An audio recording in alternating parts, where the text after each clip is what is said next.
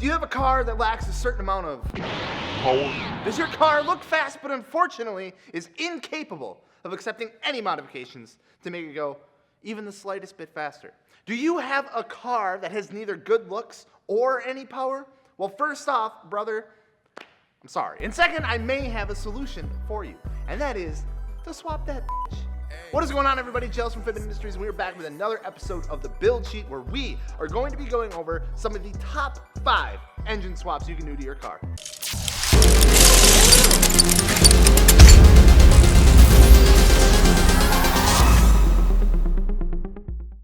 Before we go ahead and get right into it, don't forget to subscribe, and if you're looking for some new wheels, tires, or suspension to go along with your build, don't forget to check out fitmentindustries.com. And also, don't forget that we have another wheel giveaway going on this month that you're not gonna wanna miss out on. We have partnered with Conseil Wheels to give away another set of free Conseil wheels to one of you lucky guys out there. So all you gotta do is pick up this t-shirt right here. You can check it out on the website. It's absolutely killer. It's the easiest way to get entered in to win a free set of wheels. Bang, there you have it. Anyway, when it comes to talking about engine swaps or looking into what engine you should swap into your car, you absolutely cannot get away with at least 45 people coming at you suggesting to do an LS swap. So with that being said, here we go. Let's talk about the Honda K-Series engines. Got your ass. Don't worry, we'll talk about the American machine in just a little bit, but the Honda K-Series engine is a very popular go-to choice when it comes to the Honda scene. The Honda K20A2 first saw its debut in the United States in the early 2000s with the release of the Honda RSX, and then later rebadged in the later years of the RSX as the K20Z1 from 2005 to 2006. The K-series of Honda engines have seen quite a few variations throughout the years depending on the year of the car, the model of the car, and where around the world the car was released. Since Japan and all the other countries of the world get to have all the cool stuff with the more horsepower and all of that. And then we have to wait to import it, and then it's always way more expensive, but that's a topic for a different video. You can find yourself sitting with one of the most sophisticated 4-cylinder engines to ever come out of the automotive world, landing yourself with either a 2-liter or a 2.4-liter, pushing out anywhere between 197 and 222 horsepower. Now, let's just back up for one quick second, shall we? 200 horsepower, that doesn't seem, worth the time and money spent to do an engine swap with. Well, here's the thing. It's the aftermarket support and the amount of power these bad boys can pump out that have proven themselves for nearly 2 decades and rivals the following in performance of the beloved Honda B-Series motors. The K-Series really shines with aftermarket support, especially when it comes to forced induction, and has made it such a sought-after transplant for Civics, Preludes, for Integras, and even some Honda Fits. The only downside to the K-Series being that the overall price of the motor is extremely high due to the high demand for these engines and the amount of aftermarket parts needed to swap one of these over to a different host will cost you a good chunk of change to get it done. Moving over to the world of the S chassis, we get our second engine of the day, and that is, of course, the Nissan SR20 DET.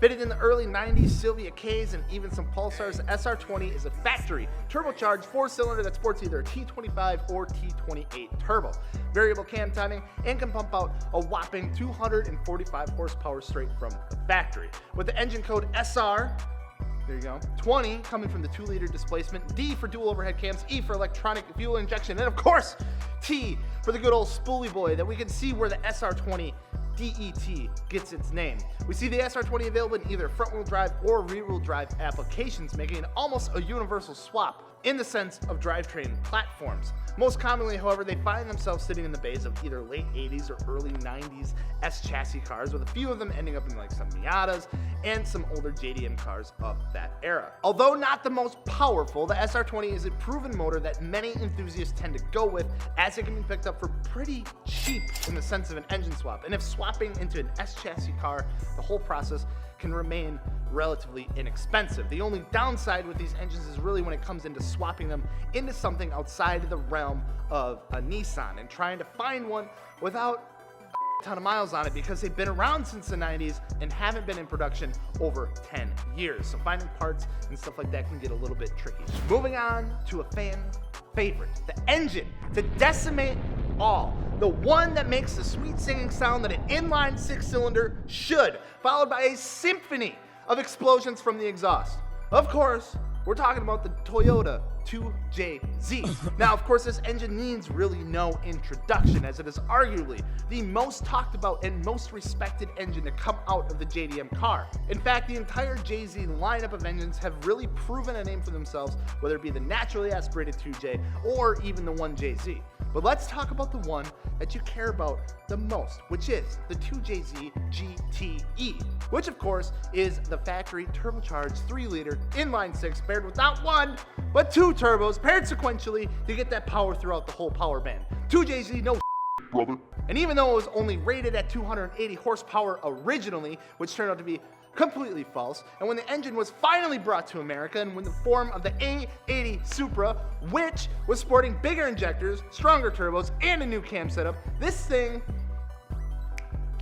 glorious thing, which is the 2JZ, ended up putting down 320 horsepower right out the gate. Now, it's no surprise that 320 horsepower, even though very powerful at the time, was not going to make the 2JZ such a legendary engine. The strength of the Toyota engine has stood the test of time and is able to push out astonishing horsepower numbers with a stock bottom end, which is why we see this such a common swap in an absolute metric ton of JDM cars, from old to new. Now, of course, it's not cheap. It's going to be expensive to not only find a full 2JZ drivetrain, but to do the conversion. But my God, I just want a 2JZ FRS so bad.